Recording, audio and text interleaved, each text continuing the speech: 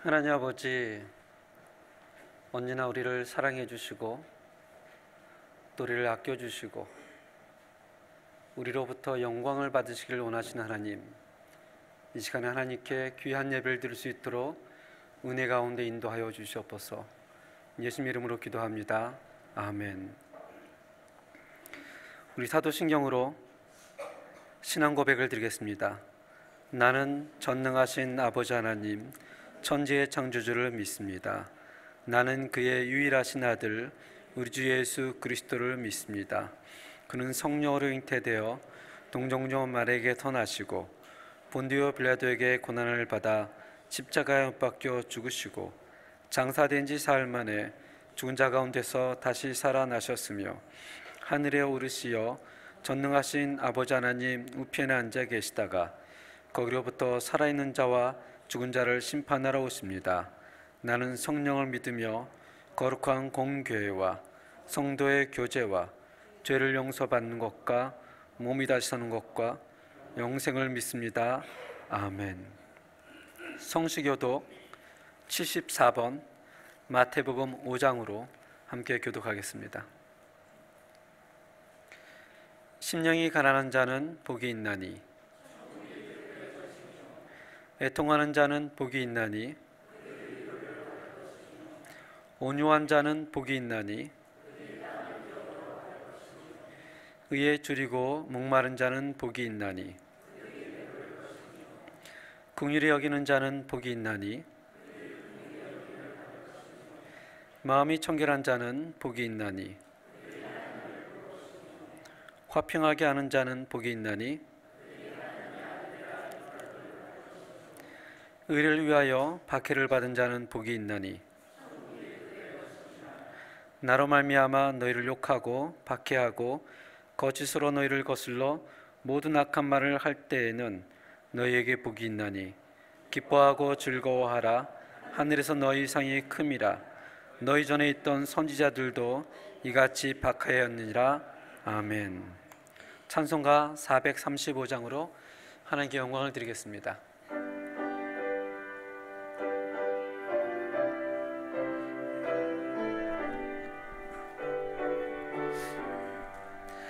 나의 영원하신 기업 생명보다 귀하다. 나의 갈 길 다가도록 나와 동행하소서. 주께로 가까이 주께로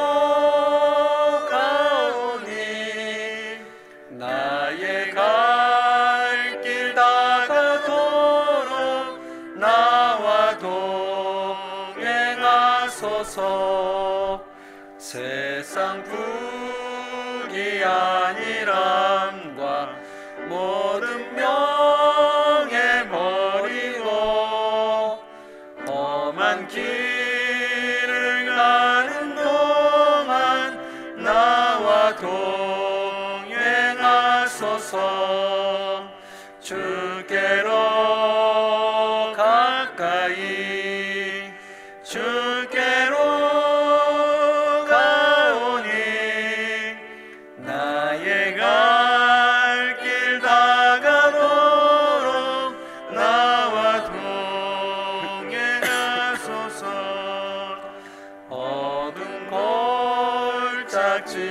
지나가며 험한 바다 건너서 천국 문에 이르도록 나와 동행하소서.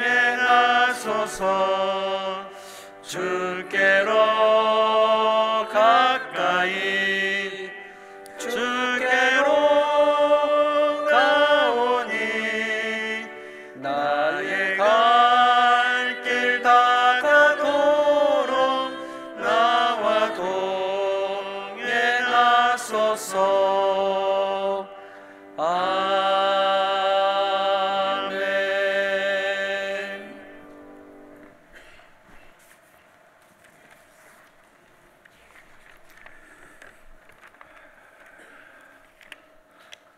사랑과 은혜가 풍성하신 하나님 아버지, 9월 첫째 주 주일을 맞이하여 온 성도가 함께 교회당에서 그리고 온라인으로 예배하게 하시니 감사드립니다.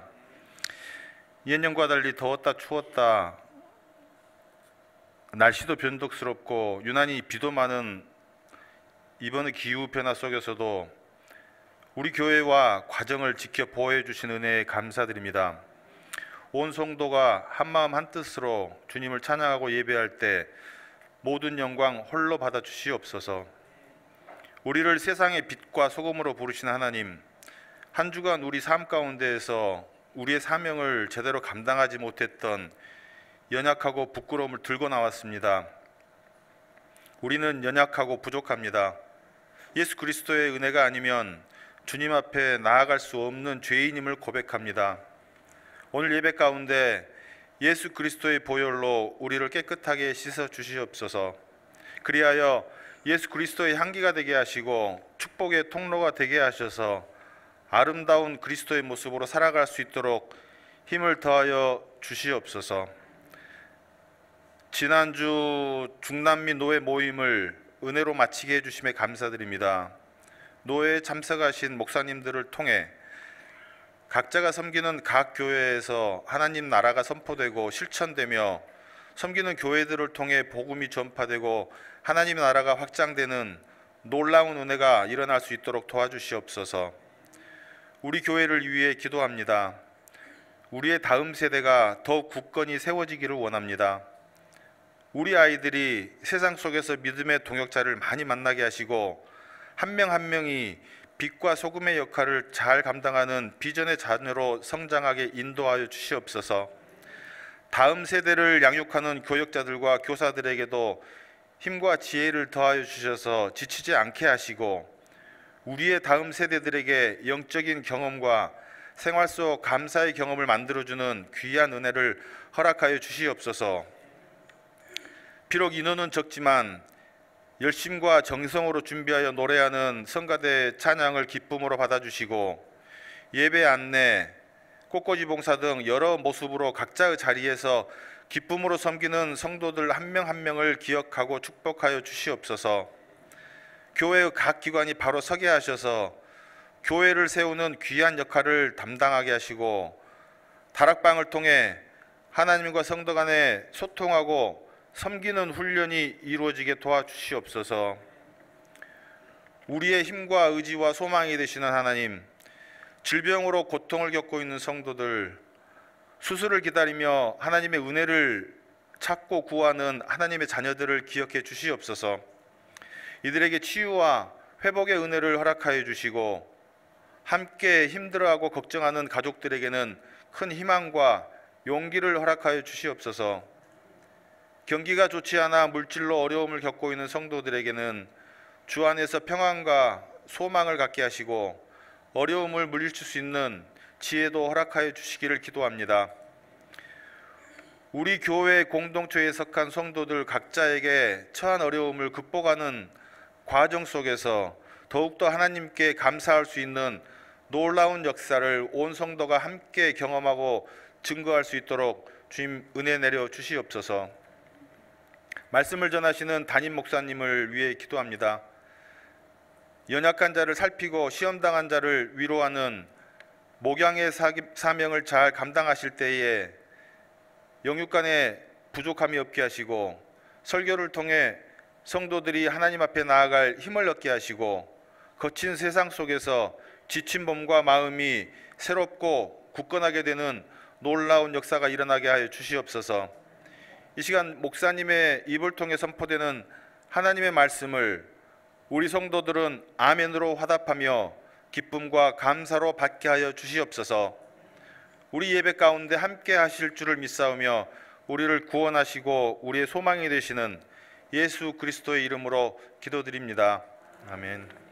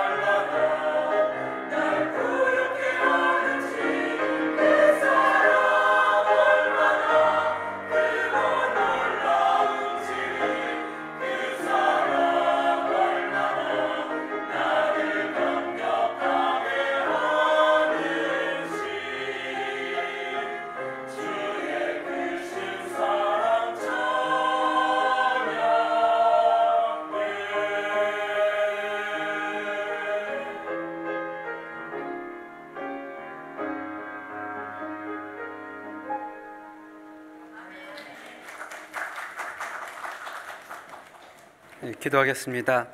하나님 아버지, 또 좋은 날 하나님의 이름을 찬송할 수 있고 하나님의 이름으로 기도할 수 있고 또 하나님의 말씀을 함께 나눌 수 있어서 감사를 드립니다. 이 시간이 귀한 예배가 될 수 있도록 하나님 축복하여 주시옵소서. 예수님의 이름으로 기도합니다. 아멘. 오늘 함께 나눌 하나님의 말씀은 출애굽기 20장 1절부터 6절까지 말씀입니다. 구약성경 112페이지가 되겠습니다.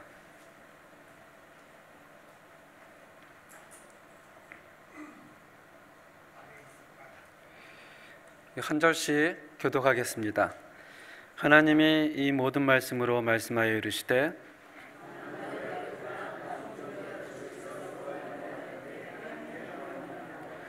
너는 나 외에는 다른 신들을 내게 두지 말라.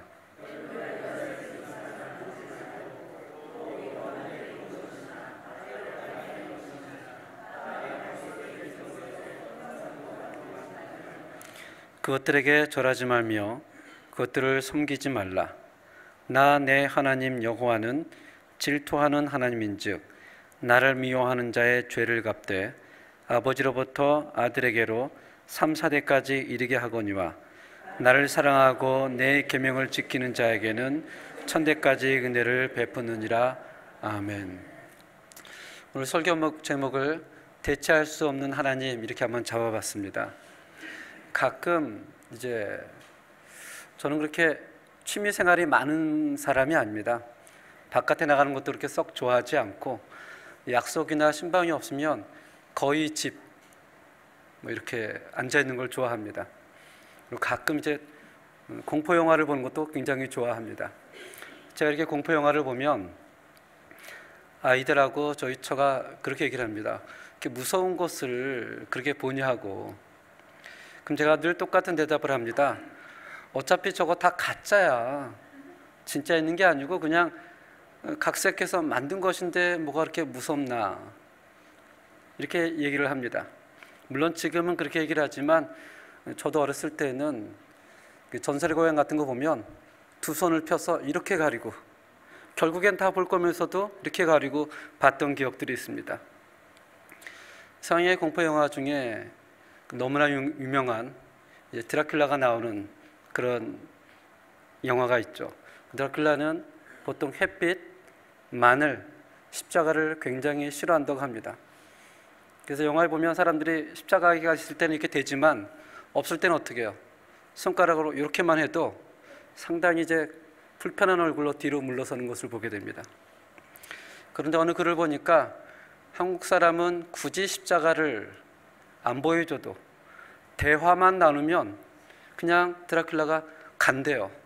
왜 그런가 했더니 마늘을 너무 많이 먹기 때문에 이 한국의 1인당 마늘 섭취량이 1년에 8kg라고 합니다. 세계 평균이 0.8kg니까 한 10배가량을 먹는 겁니다. 그래서 서양 요리사로 인대 아시아 전문 요리사인 존 토르트는 이렇게 얘기를 합니다. 한국 사람은 마늘을 향신료로 쓰지 않습니다. 한국 사람은 마늘을 감자나 토마토 같이 야채로 먹습니다. 근데 실제로 그런 것 같습니다. 저희는 향료로 쓰기 위하기보다는 그냥 통째로 먹기도 하고 장아찌도 먹기도 하고 구워도 먹기도 하고. 다시 돌아가서 이제 십자가에 대해서 얘기를 나누려고 합니다. 기독교의 상징 십자가, 여기는 기독교 서점을 제가 아직 한 번도 가보지 못했지만 한국이나 아르헨티나에 있는 기독교 서점에 가면 십자가 목걸이, 십자가 귀걸이, 십자가 열쇠고리, 십자가 형상들이 굉장히 많습니다. 정말 십자가 장식품들이 넘쳐납니다.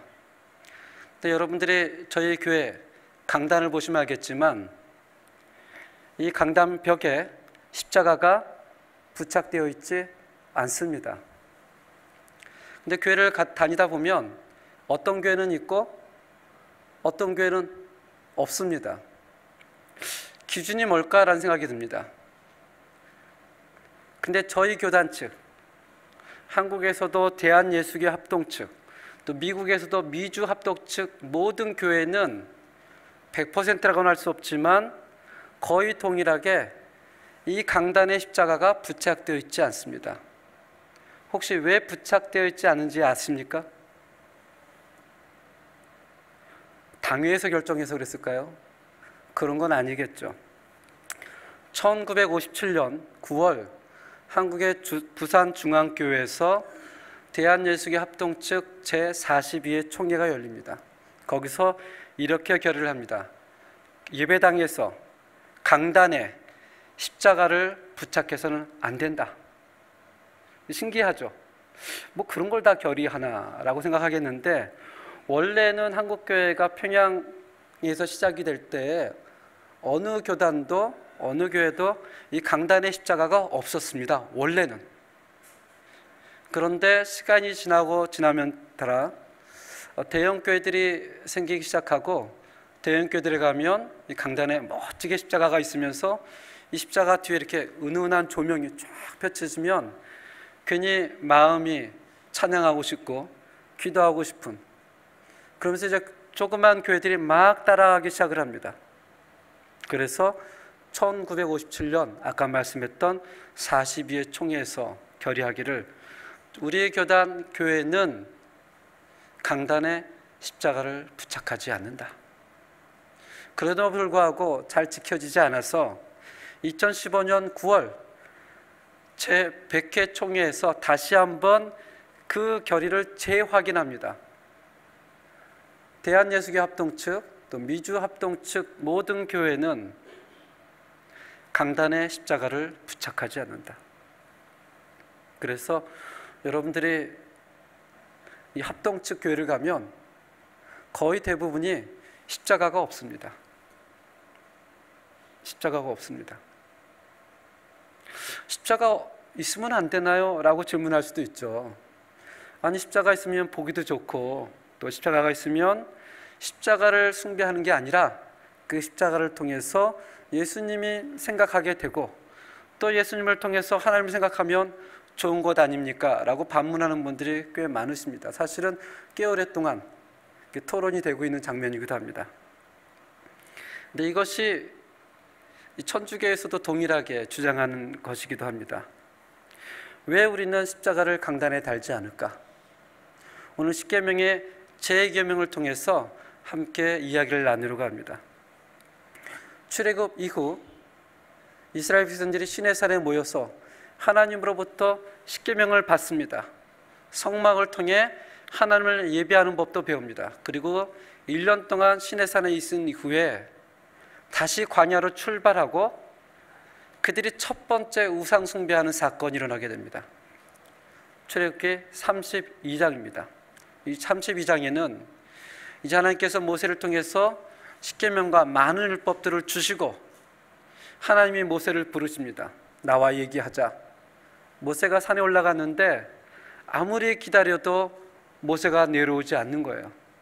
그래서 이스라엘 백성들이 마음속에 두려움이 있고 궁금해서 아론에게 달려가서 이렇게 얘기를 합니다. 백성이 모세가 산에서 내려옴이 더딤을 보고 모여 백성이 아론에게 이르러 말하되, 우리를 위하여 우리를 인도한 신을 만들라. 이 모세 곧 우리를 애굽 땅에서 인도하여 낸 사람은 어찌 되었는지 알지 못함이니라. 그들이 이제 아론에게 갑니다. 모세가 없으니 두렵다. 우리가 어떻게 살아야 될지 모르겠다. 그러니 우리를 위해서 신을 만들어 달라. 2절에 보면 아론이 그 얘기를 듣고 이렇게 대답합니다. 그렇다면 너희 아내와 자녀의 귀에서 금 목걸이를 빼어 내게로 가져오라. 출애굽기를 계속 함께 나눴으면 다 기억하실 텐데요. 출애굽할 때 애굽 사람들에게 이런 것들을 많이 받아옵니다. 사실은 그들이 받아온 것은 광야에서 그것을 팔려고 가져온 것이 아닙니다. 그들이 가져온 것은 시내산에서 성막을 지을 때 성막을 짓고 그것을 녹여서 법궤를 만들고 하나님을 위해서 가져온 것이었거든요. 근데 이들이 그것을 가져다가 아론에게 줍니다. 그랬더니 3절 원래는 4절인데요. 제가 3절로 잘못 썼습니다. 함께 읽겠습니다. 시작. 아론이 그들의 손에서 금고리를 받아 부어서 조각걸로에 새겨 송아지 형상을 만드니 그들이 말하되 이스라엘아 이는 너희를 애굽 땅에서 인도하여 낸 너희의 신이로다. 아멘. 그들이 출애굽한 이후에 최초로 우상을 만드는 사건입니다. 뭘 만들었다고요? 금송아지를 만듭니다. 근데 재미있는 것은 그 금송아지를 만들어 놓고 이렇게 선포하죠. 이스라엘아 들으라. 이는 이 금송아지는 너희를 애굽 땅에서 인도하여 낸 누구라고요? 여호와 하나님이라는 겁니다. 그들이 만든 것은 우상을 만들었다고 생각하지 않았어요. 눈에 보이지 않는 하나님, 그 하나님, 우리를 출애굽시켜 주시고 홍해를 갈라주시고 만나와 메추라기를 주시며 구름기둥과 불기둥으로 인도하신 그 하나님을 만든 거예요. 어떤 형상으로요? 금송아지요. 그들의 생각 속에서는 우상을 만든 생각이 전혀 없었습니다. 누굴 만든다고 생각했어요? 하나님을 만든다고 생각을 했어요. 그렇게 얘기를 하죠. 이 금송아지가 하나님이다. 겉으로 봤을 때 이 사람들의 모습은 하나님을 향한 헌신과 하나님을 찬양하는 예배가 있습니다. 그 마음속에 우상을 만들겠다는 마음이 없었습니다. 그저 하나님이 보이지 않으니 눈에 보이는 것으로 만들자. 32장 1절을 다시 보면 근데 누구를 위하여 만들었다고 그럽니까? 누구를 위하여? 우리를 위하여, 자기를 위하여. 하나님을 위하여 하나님께 예배하고 하나님을 찬양하는 것이 아니라 누구를 위하여? 자기들 위하여. 모세가 없으니 두렵고 떨리기 때문에 자기들을 위로할 신, 자기와 함께하는 신, 눈에 보이는 신. 누구를 위해서요? 자기를 위해서. 자기를 위해서 만듭니다. 우상 숭배가 바알을 섬기고 아세라를 섬기고 그런 이돌로를 섬기는 것만이 의미하는 것이 아니고요. 성경에서 말하지 않는 하나님, 자기의 경험에서 나오는 하나님, 자기의 철학에서 나오는 하나님, 자기의 가치관에서 나오는 하나님을 하나님으로 믿고 사는 것이 우상 숭배라는 것입니다.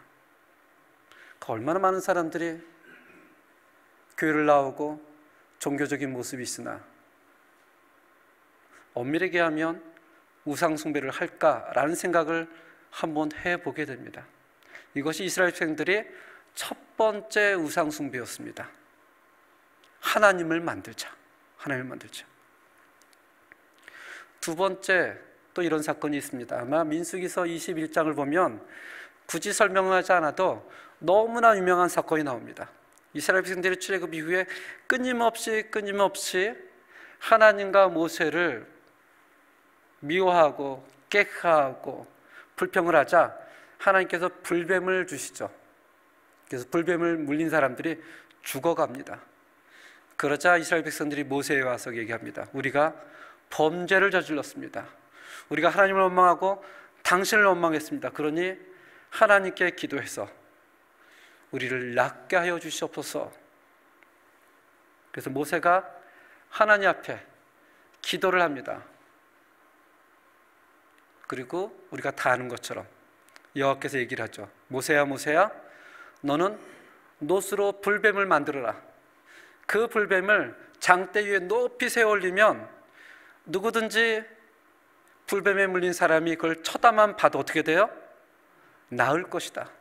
성경에 보니까 그걸 쳐다본 사람은 모두 살더라. 그래서 이 놋뱀은 신약에 가면 예수 그리스도를 상징합니다. 이 놋뱀은 분명히 하나님의 은혜였고 하나님의 축복이었고 하나님의 위로였습니다. 그런데 시간이 흘러갑니다. 모세의 광야 시대가 흘러가고 정복 시대가 오고요. 사사 시대가 오고요. 그 다음에 사울과 다윗과 솔로몬의 통일왕국 시대가 지나갑니다. 약 한 900년의 시간이 지나가요. 그리고 이스라엘은 북이스라엘과 남유다로 나눠지면서 남유다 제13대 왕 히스기야 왕 때에 이 히스기야 왕은 하나님을 순전히 사모하는 사람이었거든요. 그래서 종교개혁을 일으킵니다. 열왕기하 18장 4절에 보니까 이렇게 얘기를 합니다. 그가 여러 산당을 제거하며, 아마 이스라엘 민족 가운데 우상을 섬기는 그런 산당이 있었던 것 같습니다. 주상을 깨트리며 아세라 목상을 찍으며, 다 함께 읽어볼까요? 시작. 모세가 만들었던 놋뱀을 이스라엘 자손이 이때까지 어떻게 했다고요? 분향하였다. 놋뱀 누가 만들었던? 모세가 만들었던. 약 900년 동안 정복시대 때에도, 사사시대 때에도, 통일왕국시대 때에도, 분열왕국시대 때에도 이 놋뱀을 하나님처럼 섬기고 하나님처럼 찬양하며 하나님처럼 예배했다는 것입니다. 분명히 처음에는 축복의 상징이었어요. 하나님의 임재였어요. 그런데 시간이 지나고 나니까 이 놋뱀을 하나님으로 대체해버립니다. 하나님이 아니라 놋뱀을 섬기기 시작을 하는 거예요. 몇 년 동안요? 약 900년 동안, 오랜 시간 동안. 그래서 히스기야가 어떻게 해요? 모세가 만들었던 그 놋뱀을 이스라엘 자손이 이때까지 분향함으로 그것을 어떻게 해요? 부수고 느후수다라는 것은 놋조각이라는 걸 의미합니다. 산산조각 내버렸다는 거예요. 참 상상도 할 수 없는 일들을 이스라엘 백성들이 했던 것입니다. 이스라엘 백성들이 우상 숭배한 것은 처음부터 그러지 않았습니다. 처음에는 하나님을 섬기자, 하나님께 예배하자, 하나님을 찬양하자, 그런 마음으로 금송아지를 만들었고요. 우리에게 축복하신 그 놋뱀을 귀하게 여기자, 하나님이 임재했다 라고 처음에 얘기했지만 900년 동안 하나님 대신 그 놋뱀을 섬기기 시작했다는 것입니다. 오늘 본문 말씀에 보면 십계명의 제2계명 4절, 5절, 6절입니다. 십계명 가운데 제4계명 안식일을 거룩히 지내라, 이 계명 빼놓고는요 대부분이 한 구절입니다.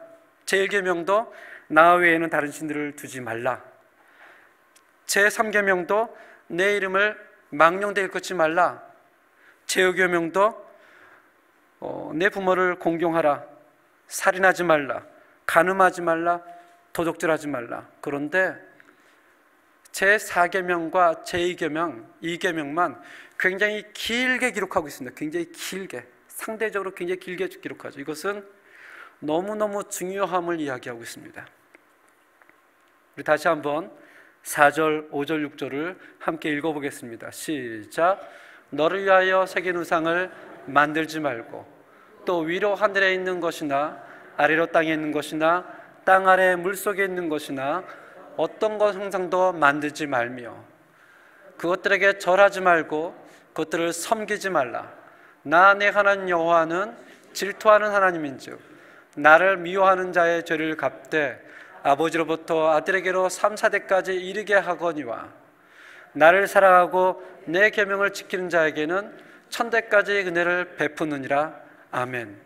4절에 보니까 두 번이나 얘기를 하죠. 4절에 보니까 우상을 만들지 말고 어떤 형상도 만들지 말며 두 번이나 안 된다 얘기를 합니다.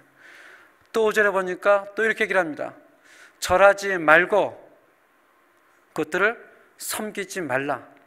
이렇게 반복하는 것은 절대 그렇게 하지 말라는 것입니다. 바알을 섬기지 말라, 아세라를 섬기지 말라가 아니에요. 하나님을 너의 생각대로 만들지 말라는 것입니다. 하나님을 네가 만들어서 가두지 말라는 것이에요.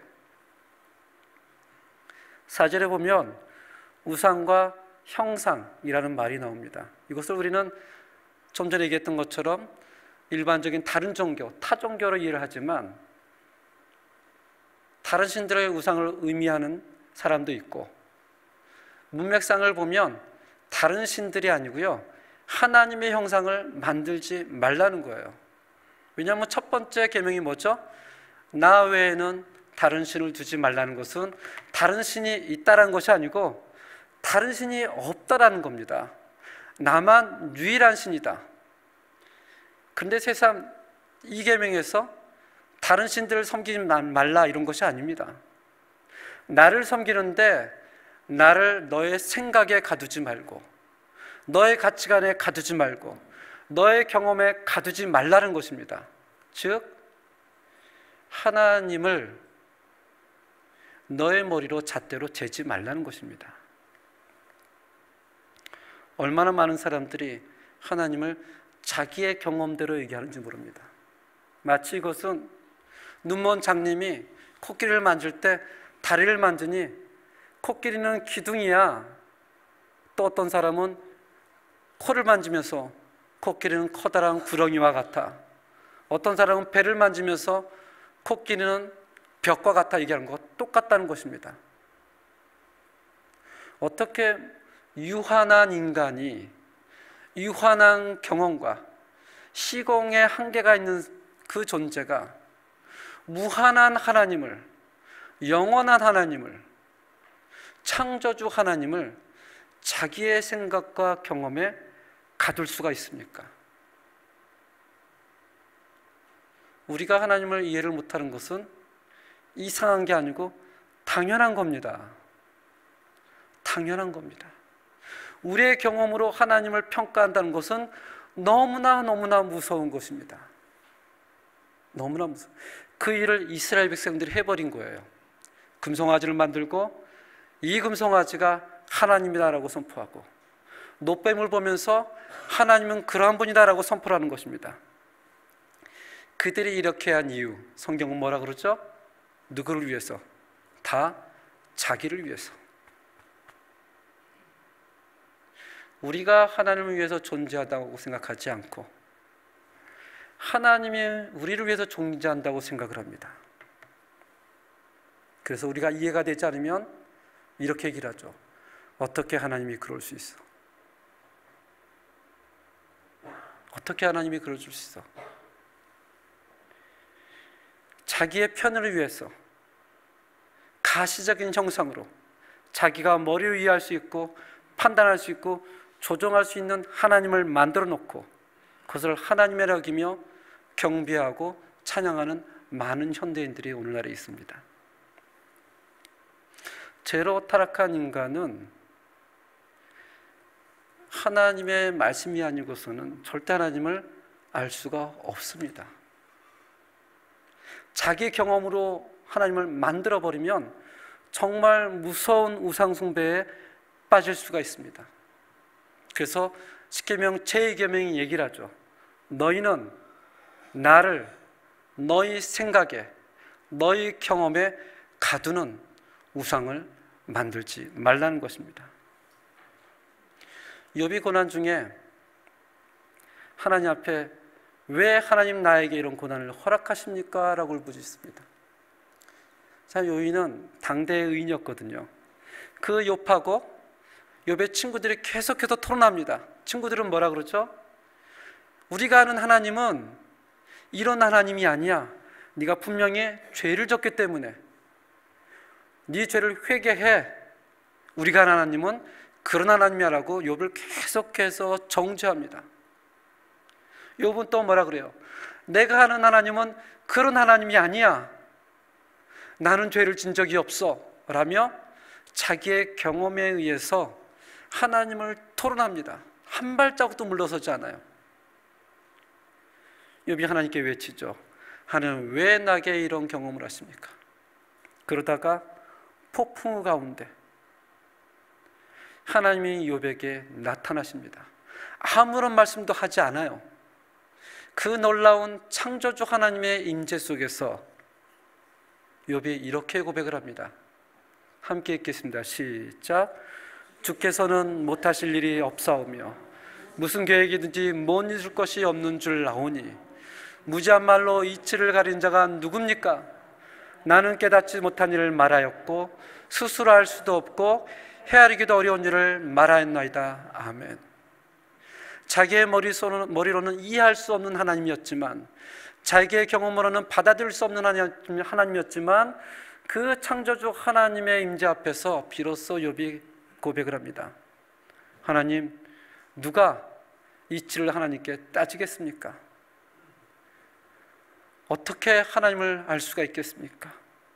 누가 하나님을 헤아리겠습니까? 창조주 앞에서 피조물인 인간이 고백하는 것입니다. 이번에 이제 제45회 노회가 열렸습니다. 노회에 오니까 이제 각지에서 오신 목사님들의 반응이 다 다릅니다. 아르헨티나에서 오신 목사님들은 산을 보고 놀랍니다. 우와! 알겠지만 아르헨티나에서는 저 정도의 산을 보려면 1200km를 달려가야 합니다. 그래야 멘도사를 볼 수 있습니다. 그런데 바다를 보고서는 그렇게 반가워하지 않습니다. 한 4시간만 가면 볼 수 있거든요. 좀 다르긴 해도. 그런데 파라과이에 오신 분들은 산을 봐도 와, 바다를 봐도 와, 막 촌티가 막 나요. 너무너무 놀랍다는 거예요. 사실 저도 작년 11월 달, 7월 달에 산을 보고 와 하고 놀랐습니다. 지금은 그냥 그런가 보다 이렇게 덤덤합니다. 그 높은 대자연을 보고 와, 정말 대단하다. 우리가 자연만 봐도 그렇게 놀라지 않습니까? 근데 피조물인 인간이 창조주인 그 하나님 앞에 섰을 때에는 갈 땐 이런 생각도 하죠. 이것을 내가 따져봐야지, 잘잘못을 가려봐야지, 하나님께 물어봐야지. 근데 그 앞에 서면 그게 다 없어지는 겁니다. 아, 내가 피조물이었구나. 하나님은 놀라운 창조주 하나님이었구나. 그것을 지금 말하고 있는 것입니다. 하나님의 축복의 상징인 놋뱀을 주셨는데 이스라엘 백성은 그 놋뱀을 하나님으로 대체해버립니다. 마치 오늘날에 그런 것 같습니다. 우리가 교회를 열심히 나누는 건 너무나 좋지만 교회라는 건물을 하나님으로 대체하는 것은 너무나 위험한 일입니다.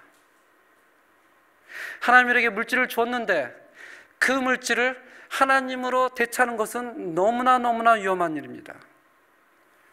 생명보다 귀한 자녀를 주었는데 그 자녀를 하나님보다 더 사랑하는 것은 너무나 위험한 일입니다. 심지어는 교회 목사를 하나님처럼 섬긴다? 너무나 위험한 일입니다. 너무나 위험한 일이에요. 사람들은 하나님이 대체되는 것이 있으면 자기도 모르게 그 사람을 먼저 생각합니다. 그 사람을 의지합니다. 그 사람을 따라갑니다. 그리고 다 안 되면 그때 누구 찾아요? 그때 아침 예배 나와서 기도하는 겁니다. 그게 아니고 제일 먼저 누굴 찾아야 돼요? 하나님을 찾아야 되죠. 하나님을. 25년도 더 된 일이겠지만 제가 전도사 때 일입니다. 우리 담임 목사님과 함께 어느 집을 방문했습니다. 그 아이가 성경 구절을 너무 잘 외워요. 우리 담임 목사님께서 그 아이에게 쉽게 표현한다면 만페소 7년을 줬습니다. 근데 아이가 만페소를 받고 가만히 있어요. 기쁜 표정이 아니에요. 꽤 큰 돈인데. 조금 있다가 그 아이의 형 되는 아이가 와서 눈이 막 뒤집어집니다. 그 돈을 보고. 그리고 주머니에서 동전을 꺼냅니다.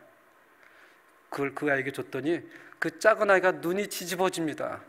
그리고 바꿔요. 왜 그랬을까요? 그 아이는 한 번도 지폐를 본 적이 없어요.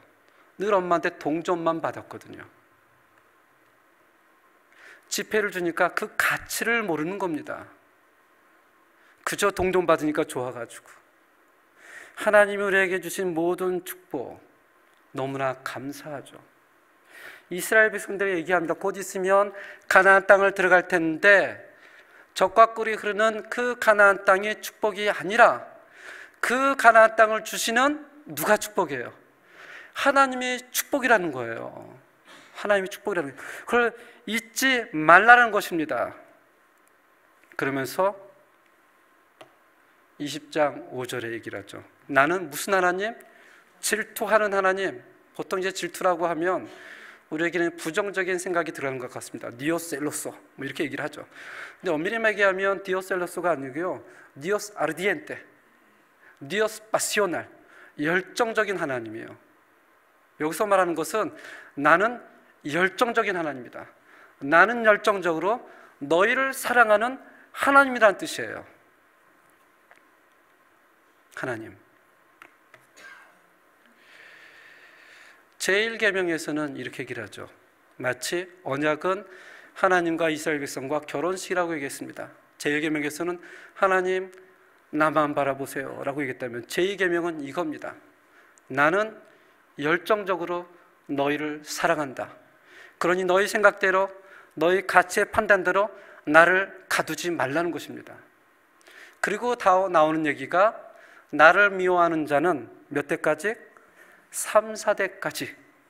그리고 나를 사랑하고 나의 계명을 지키는 자에게는 몇 대까지? 1000대까지. 한 1997년, 1998년, 1999년에 한국에서 이런 제목의 책들이 있었습니다. 가계의 저주를 끊어라. 아마 한 번쯤 그 책을 보시지 않았나요? 그 시리즈가 있었어요. 배단위 출판사에서. 유독 한국에서 그것이 굉장히 많이 팔렸습니다. 왜냐하면 한국이 가지고 있는 샤머니즘 때문에 그 책의 근본이 된 게 바로 이 구절입니다. 굉장히 잘못된 구절이에요. 잘못된 책입니다. 여기서 말하는 나를 미워하는 자는 내가 죄를 갚는데 3, 4대까지, 나를 사랑하는 자는 내가 축복하는데 1000대까지라는 것은 3, 4대 저주하겠다는 얘기가 아닙니다. 비교를 하는 거예요. 어느 것과 어느 것이죠. 3, 4대와 1000대를 비교하는 겁니다. 1000대라는 건 말 그대로 한 번, 두 번, 세 번, 네 번이 아니고요. 나의 사랑은, 나의 열정은 영원하다는 것입니다. 후자를 강조하는 거예요. 내가 저주하겠다는 걸 얘기하는 것이 아니고요. 나는 너희를 열정적으로 영원히 사랑했다는 거겠대요. 그러니 너희는 너희 생각으로, 너희 경험으로 나를 만들지 말라는 것입니다. 우리를 열정적으로 사랑하는 그 영원한 하나님은 그 어떤 것으로도 대체될 수 없는 하나님입니다. 사랑하는 성도님들께서 그 하나님을 믿고 사랑하고 고백하는 그러한 삶을 살아갈 수 있기를 주님의 이름으로 축원합니다. 우리 함께 하나님의 음성을 찬양드리겠습니다. 1절만 찬양드리겠습니다.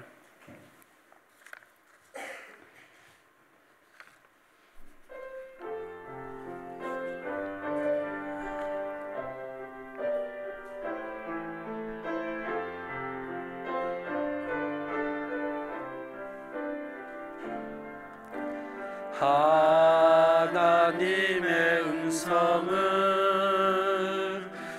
듣고자 기도하며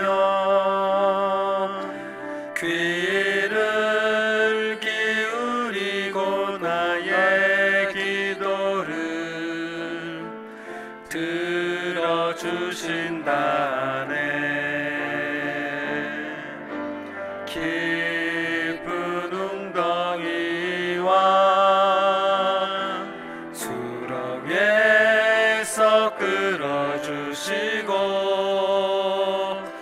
나의 발을 반석에 세우시사 나를 튼튼히 하셨네. 새 노래로 부르자 랄라라. 하나님께 올릴 찬송을 새 노래로 부르자. 하나님의 기도하겠습니다. 하느님 아버지, 우리를 사랑하시는데 열정을 다해서 사랑하시고, 우리를 사랑하시는데 천대까지 사랑하신다는 그 하나님의 음성을 우리가 신뢰하고 믿고 받아들일 수 있도록 인도하여 주시옵소서.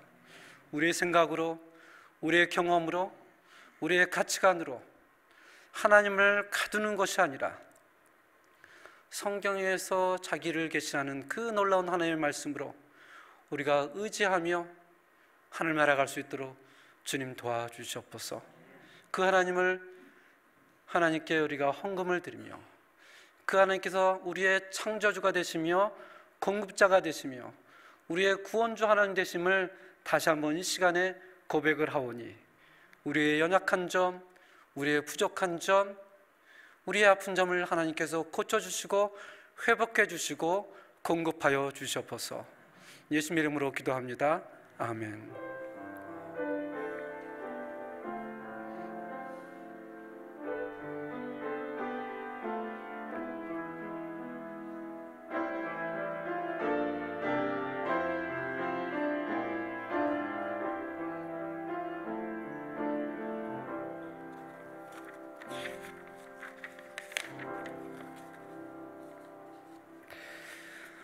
오늘 교회에 새로 나오신 분들을 주님의 이름으로 환영을 합니다. 매일 저녁 9시에 온 성도님들께서 함께 기도하는 시간을 갖습니다. 그리고 매주 화요일부터 토요일까지 오전 7시 30분에 소위 예배실에서 아침 기도회가 있습니다. 오늘 점심 식사 후 12시 40분에 교육관 2층 203호에서 건사의 원례회가 있습니다. 마찬가지로 오늘 점심 식사 후 12시 50분에 식당에서 에스터 선교회 원례회가 있습니다. 그리고 오늘 오후 세미나 이후에 장로님, 안수 집사님 모임이 새신자실에서 있습니다. 우리 성도님들의 기도와 감심 가운데서 제45회 중남미 노회가 은혜 가운데 잘 마칠 수가 있었습니다. 다음 주는 2부 예배가 마치고 이 자리에서 재직회가 있습니다. 재직회를 위해서 기도해 주시고요. 더 많은 관심을 가져주시길 바랍니다. 성도의 소식이 있습니다. 지난 8월 31일 12시 30분에 우리 김웅석 장로님께서 수술 예정이었었는데 이 수술 날짜가 연기가 되었습니다. 아직 날짜가 나오진 않았지만 나중에 또 나오게 되면 카톡으로 공지할 텐데요. 우리 수술을 위해서 또 잘 진행되어 줄 수 있도록 우리 기억하시고 기억해 주시면, 기도해 주시면 감사하겠습니다. 다른 광고 또 있나요? 예, 다른 광고 없으면 다 같이 일어나서 찬송가 357장으로 397장, 57장 1절과 3절로 하나님께 영광을 드리겠습니다.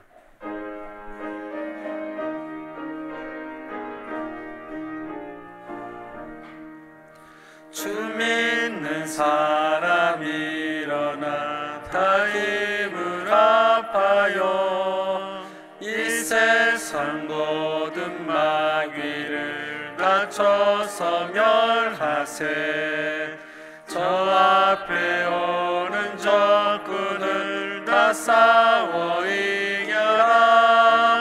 주 예수 믿는 힘으로 온 세상 이기네.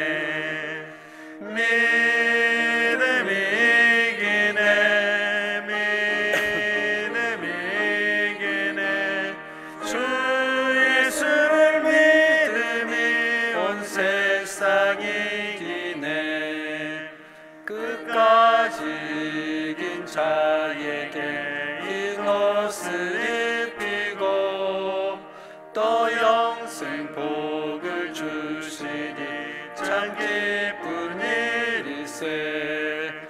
이 어두운 세상 지나서 저 천성 가도록 주 예수 믿는 힘으로 온 세상이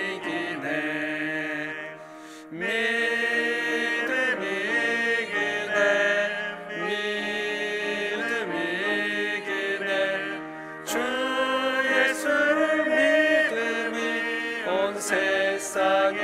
되시네. 아멘. 지금은 우리 주 예수 그리스도의 은혜와 하나님의 놀라운 사랑과 성령님의 교통하심이 우리를 사랑하시고 우리를 영적으로 영원히 사랑하시는 그 하나님을 고백하며 살아가길 원하는 모든 성도들 머리 위에 지금도 영원까지 함께할지어다. 아멘.